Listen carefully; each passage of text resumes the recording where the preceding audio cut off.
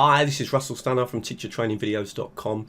I've been watching lots of lessons recently of teachers and doing lots of teacher training, and I did a big teacher training session a couple of days ago with a group from South America, and everyone is complaining about how do you make a webinar or a live session, especially with Zoom or with other technologies, how do you make it less teacher focused, more student centered?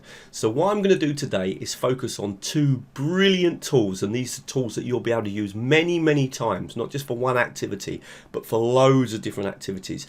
Two tools that we can use to make our lessons more student centered, and I'm going to talk about a few techniques that you can use as well. So this is a super practical session on ideas that you could use for your Zoom classes or the other webinar tools that you might be using.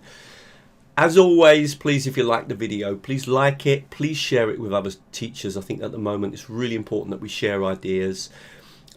Please leave any comments below. I'll do my best to keep up. I'm getting many comments at the moment. And finally, if you like what you see, please come and join me on my YouTube channel. I think we're up to something like 20,000 subscribers now. And sign up to the newsletter on my website. You'll be updated with all the videos that I upload, with all the webinars I run, with all the short courses I run, the online courses, etc. Okay, let's get started. Really hope this video is useful to you.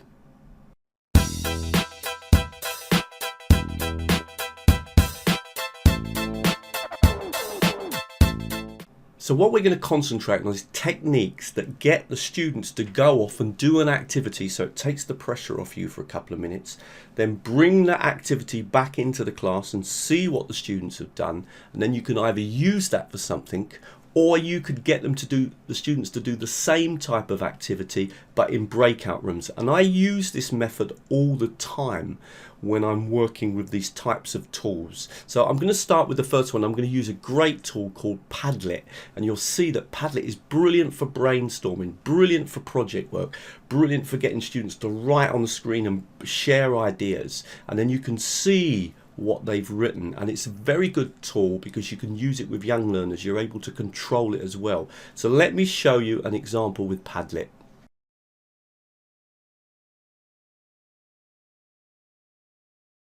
Now the idea of Padlet is that it's like an electronic corkboard. So you can create the corkboard, share the link in the chat, students click on it and they can write on the corkboard. It might be a simple question like, what did you do at the weekend? Or name 3 things you do to keep healthy. Or name your favorite artist. Or give an opinion on something, depending obviously on the level of the students. I'm going to minimize my screen and just quickly show you Padlet. Padlet's here, and you literally just click on make a Padlet. You create it and then you share the link and then the students write. Now I did an activity yesterday where I simply got my students, in fact it was teachers, I was doing teacher training, to write their name and one person that they admired in history. Now we could then immediately come back into Zoom, open it up and see all their answers, and then maybe we do an activity like, well, which person is the most popular? Or I then put them into breakout rooms and say, now talk about the person that you wrote in the Padlet and maybe tell 3 pieces of information about them, depending obviously on the level of the students. But this corkboard idea is really easy. So I simply shared the Padlet link, and I'll show you in a minute how to make a Padlet. The students clicked on the link, so I've got some time off. The students are writing their ideas on the screen, and I can actually in the background minimize the screen and look at what they're doing because it comes up live.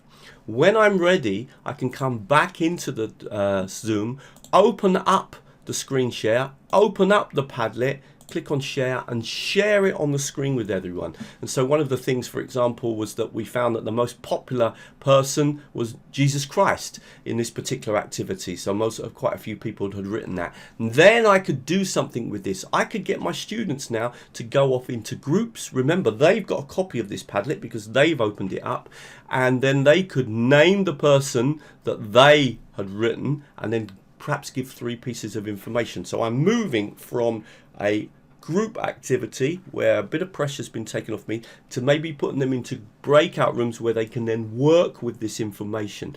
This would work really well, for example, if you had things like name 3 things that you did at the weekend, and then you may go off into your groups and perhaps add one more piece of information, or the students ask you questions about what you did at the weekend. There's lots of things you can do with these activities, but the great thing about Padlet is it takes the pressure off you. I'm going to quickly show you how to make a Padlet. Now, you can create a Padlet in about 2 seconds. It really is that simple. I'm just going to minimize my screen. And I'm going to show you, so I'm logged in. The teacher needs an account. The students don't need a Padlet account. I'm just going to click on Make a Padlet. So I click here.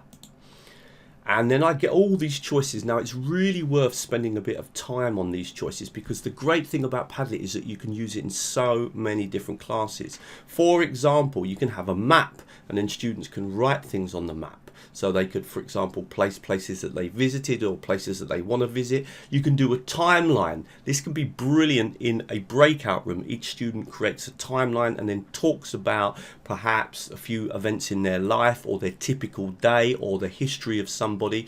You can use it also for back channeling, and that is where you're looking for opinions or a discussion on something. You can, of course, use the chat room in Zoom, but back channel is also a possibility. The one I used yesterday was wall. I simply clicked on wall, and all I need to do, just move this out of the way, is simply write a question in here, or a title, and I'm going to put the question, name 3 things you did yesterday. Right, so basically I'm doing this as a very simple kind of activity to get the students writing, perhaps in a language, practice English or French or whatever.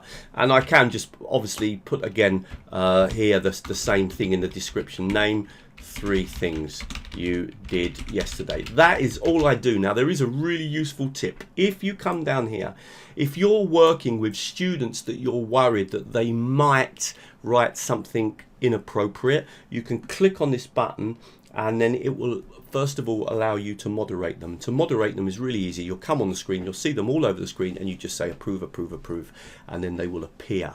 But if you need to do that, you can do it. Now, I'm not going to do that. I'm going to simply click on next. Everything's ready. Start posting. I share this link with my students, copy.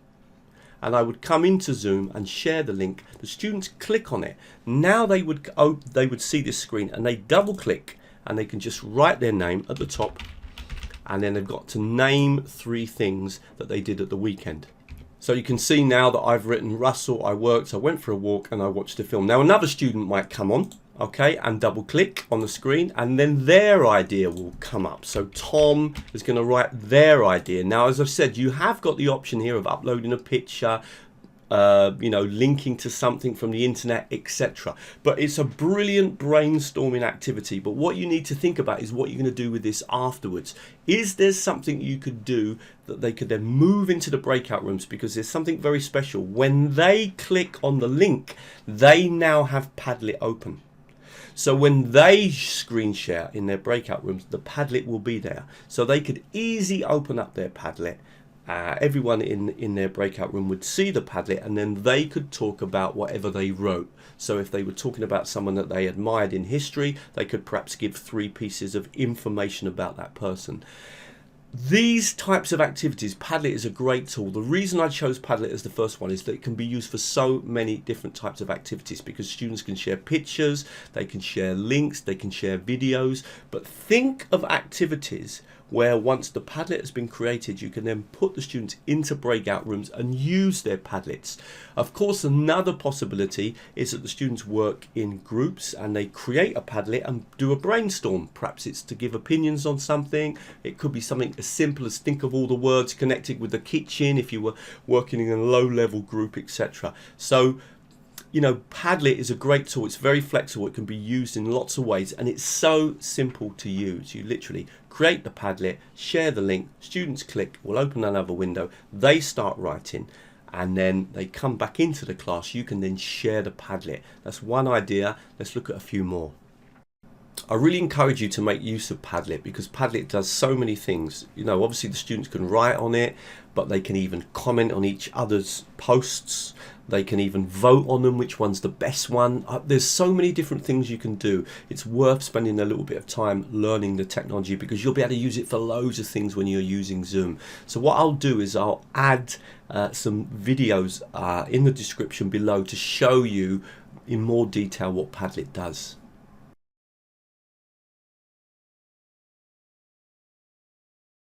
So the second activity is very similar. The whole idea again is take the pressure off you, give the students something to do. When they do that activity, it produces lots of data, lots of information that then you can open onto the screen and use for an activity, maybe in breakout rooms. Okay, so this time we're going to use a great technology, again a technology that you can use for loads of things. It's called Google Forms. If you have a Gmail account, you have Google Forms. Students you can simply create a questionnaire. Let's say it's a questionnaire about students' hobbies, perhaps what they do to keep fit and healthy. So you ask them to ask some questions. You give them a survey. You share the survey in the screen. The students click on the link. It will open up the survey. The students answer the survey. All of that data immediately comes back to you. And when you open it up, it will be in the form of graphs and tables. So then you can then show the students, right, this is the data that I've collected together from all of you, from the questionnaire. Now I want you to go into groups and I want you to perhaps summarize information. 50% of the students play football, 30% of the students eat fruit every day, 20% of the students try to get up before 7 o'clock in the morning. That kind of thing. They could just do a summary. It could be a writing activity, it could be a speaking activity. You might start it as a classroom based activity, get a couple of students to summarize some of the data and then put them into groups. Now I'm going to try and demonstrate this again. This was something I did in a talk live the other day with more than 200 teachers, and it worked really well. We did a really simple questionnaire, but I'm going to show you Google Forms and show you exactly what I did. So let me quickly minimize my Zoom. We're on to Google Forms just to show you how I get to Google Forms. If I log into my Google account, make sure you log into your account, just come here and click on your Drive. That's where you're going to find all your Google Forms. Now let me show you an example first of what I mean about these graphs. Now this was the questionnaire that I produced yesterday, really simple questionnaire. It was with teachers. I had 113 responses. So what would you prefer to do? Teach online or teach face-to-face? What accent do you like best? There was 2 of us presenting, so I was just asking which accent people preferred. How useful do you think YouTube is for teaching? And which of these languages sounds the nicest? So I asked these questions, and I asked them some questions also about the different technologies that they use. Now obviously this was for teachers, but this questionnaire could have easily been for students. Lots of different questions that we can ask. In the questionnaire we can include video if we want them to watch a video and then answer a question about that, or pictures. I was just simply doing a fun questionnaire, but it could be a questionnaire about student study habits, could be a questionnaire about their hobbies, could be a questionnaire about the future, what they're planning to do. It could be a questionnaire about what they do to try to recycle and help with the environment. That's up to you. Think carefully about the questionnaire you make. It's very easy. I will show you how to make a questionnaire, but first of all let me show you the brilliant thing when you get all these responses. So I made this questionnaire, I simply clicked on send and shared this link, just copied this link here, copied that and shared that in my Zoom chat window. The students clicked on it, they started to answer these questions, or the teachers clicked on it. After a couple of minutes I stopped the activity. Obviously not everyone had finished, but if I click here now you can see it tells me immediately, okay, which would you prefer? So most people would prefer to teach face-to-face. Some people would like to teach online.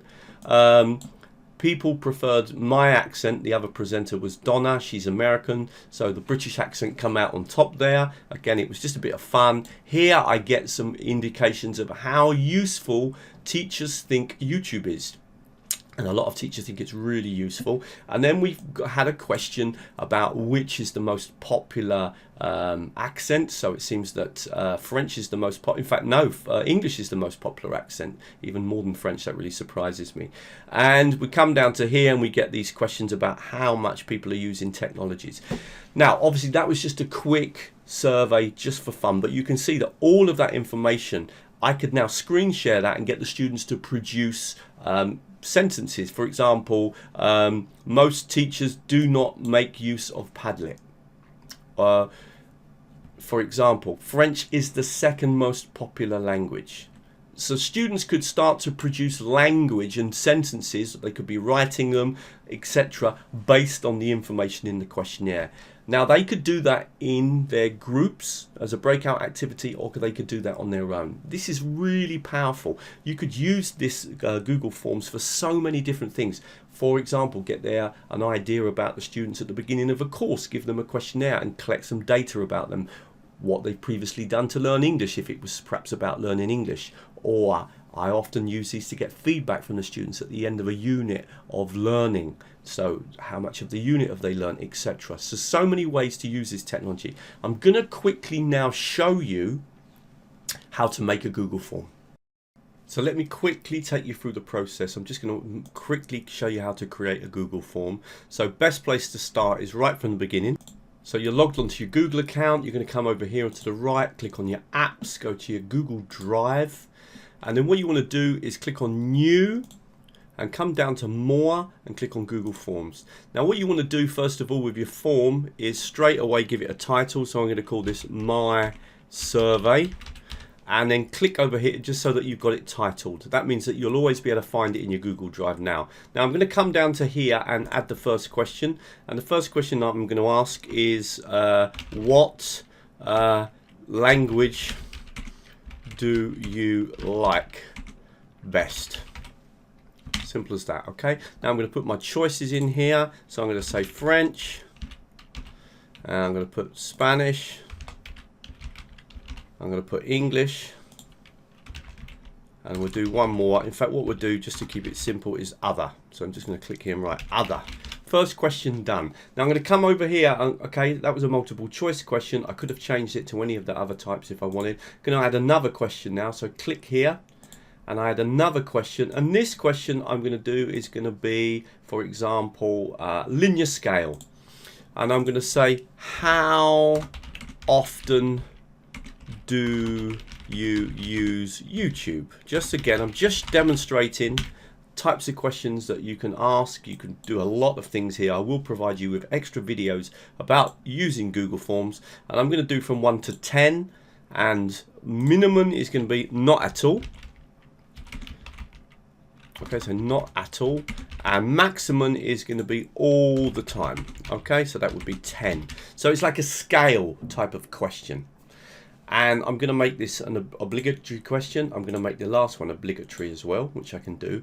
So you can see I can make all these different types of questions. I'm going to click here again. I'm going to add one more question now. This time the question that I'm going to ask is going to be, we'll do a grid. Grids are quite good. So I'm going to ask a question here. How often do you do these sports? Okay, now what I'm going to do is I'm going to have the row, so the row on downwards, I'm going to say football, so do these sports, but let's come back and do that. Let's say football, let's say running. Okay, let's say, for example, go into the gym, so we just put gym. Let's just do one more. Let's do so we got swimming. Let's do swimming. Okay, so let's change that question to how often do you play these sports. Now I'm going to put the columns now, so we'll say never, and we'll say sometimes, and we'll say often, and you're going to put, for the last one could be, for example, every day. I'm just rushing this through. I'm just showing you how easy. Now I can quickly have a quick look and see how my questionnaire is coming along. So there it is. Which language you best? How often do these sports? You should put a question mark in there. And how often do you use YouTube? So we put some questions in really quickly, as you can see, onto the screen. And that kind of gives you an idea. I'm going to close down the survey now. Just going to come back and just quickly edit that one. You can add as many questions as you want. You can include video. You can include pictures. Once you've done your questionnaire, all you would do is click on send, go to the link and share that link. You can even make the link shorter. Share that link, copy it, come back to your Zoom, click in the chat window, paste that in, share it with the students. The students click on it and then they can answer the questions. And then once they've answered the questions, you would simply click on screen share and open up the questionnaire and look at the results and then discuss them, and then possibly get the students to move into breakout rooms. Now, Google Forms does loads of things like Padlet, exactly the same. The reason I'm showing you these technologies is that you can use them for loads of other things. So I'm going to provide some links to show you how we can use Google Forms, because it's even possible to use Google Forms for testing as well. Okay, really hope that video was useful. Really, as well as looking at what we do in the live session, we should be thinking much more as well about what we're getting the students to do for homework and how we can link that into the live session. Can we do activities where the students prepare activities before, even, for example, answer the Google Forms at home, or do some activities at home in preparation for the lesson? And in future videos I'm going to be talking about that, because really when it comes to teaching online, that's what you need to understand. One of the things that's happening a lot at the moment is there's lots of discussion around the live lesson. People are not talking enough of what goes on outside of the live lesson, and I'll be doing more videos on that as well. Look out also for the video that I'm going to do on Google Earth and Zoom. They work brilliant together. Anyway, please come to teachertrainingvideos.com if you're looking for more videos. Great section on Zoom, great section on Edmodo, great section on Google products if you want to look at Google Forms, for example. Don't forget, if you want to follow my work, sign up to the newsletter. That way you get updated with all the webinars, doing lots of webinars at the moment, the blogs and the online courses. There is a free online course at the moment, which is a collaboration between Nile and teachertrainingvideos.com. Really going well. I think 2,500 students now on that, and also you can sign up to the YouTube channel. And thank you very much.